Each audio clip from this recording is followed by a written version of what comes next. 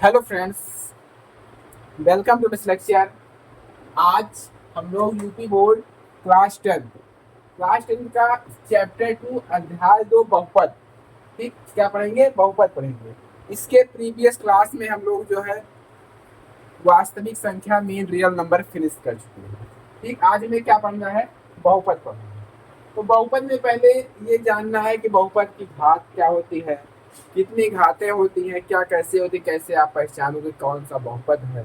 ठीक, क्या हो है, फॉर्मूला क्या है, वक्र क्या है, ये सब आप जानोगे। ठीक है, तो पहले बहुपद की घात समझते हैं।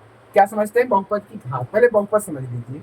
बहुपद समझने की बात हो गई, पहले चर समझिए, अचर समझिए। ठीक, जैसे कोई नंबर लिखा है 4x, क्या लिखा है? 4x प्लस 3y लिखा है। ठीक है, मतलब अल्फाबेट में ए से लेकर जेड तक के, ठीक है, नंबर कहीं पर मिल रहे हैं आपको। जैसे x मिल रहा है, y मिल रहा है, m मिल रहा है, t मिल रहा है, u मिल रहा है, a मिल रहा है, b c एक्सेट्रा सब मिल रहे हैं। तो ये सब क्या हो जाएंगे? आपके चर हो जाएंगे। क्या हो जाएंगे?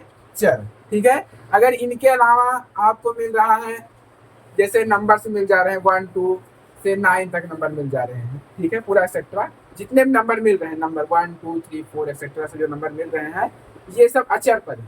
ठीक है, चर पद तथा अचर पद के समूह को हम क्या बोलते हैं? बीजीय व्यंजक बोलते हैं। क्या बोलते हैं? बीजीय व्यंजक। बीजीय व्यंजक उसी को जब इकट्ठा कर दोगे, कई पार्ट बन जाएंगे, तो उसे बोलेंगे बहुपद। क्या बोलेंगे? बहुपद। अब बहुपद की घात देखिएगा, तो बहुपद की घात चर x, चर की घात क्या?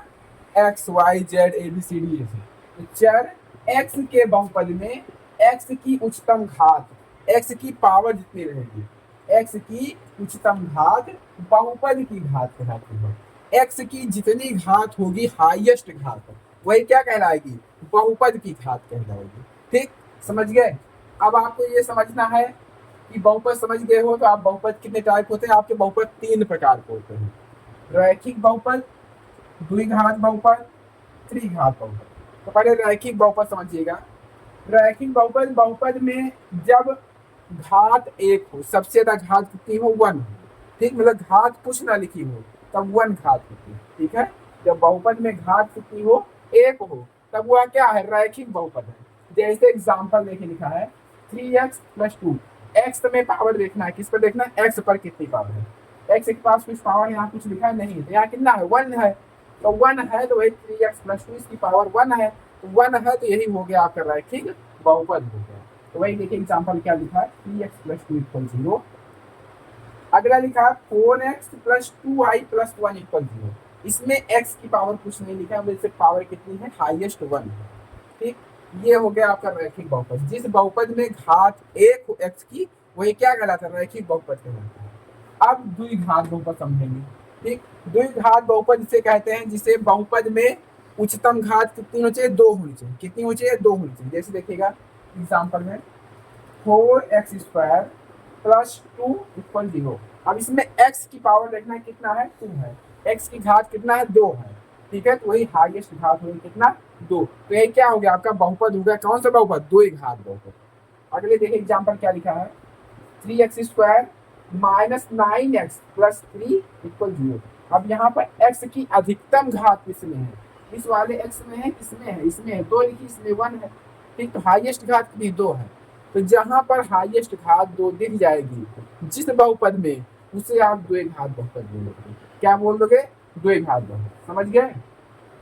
अब आपको रैखिक बहुपद, द्विघात बहुपद और बहुपद की घात ये समझ गया है। अब आपको त्रिघात बहुपद समझना है।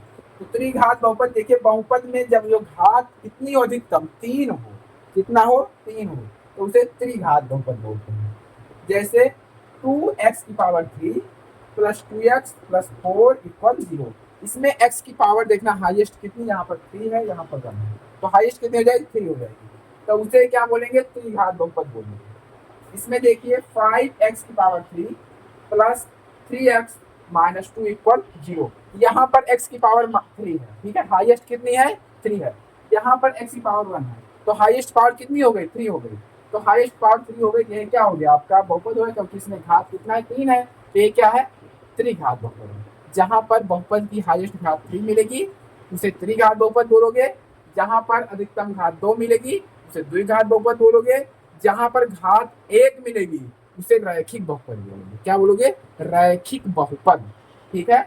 और x के बहुपद में x की उच्चतम घात को बहुपद की घात कहते हैं। अब देखिए ग्राफ का आकार जब ऊपर की ओर ऐसे खुला रहेगा, कर्व बना रहेगा, तो उसे क्या बोलेंगे? ग्राफ का आकार ऊपर की ओर रहेगा इसे वक्र बोलेंगे। ठीक है। और ग्राफ का आकार नीचे की ओर रहेगा इसे भी वक्र बोलेंगे। और इन्हीं वक्रों को परवलय कहा जाता है। क्या कहा जाता है? परवलय कहा जाता है। ठीक। I hope you are understand. आप लोग यह समझ गए होंगे।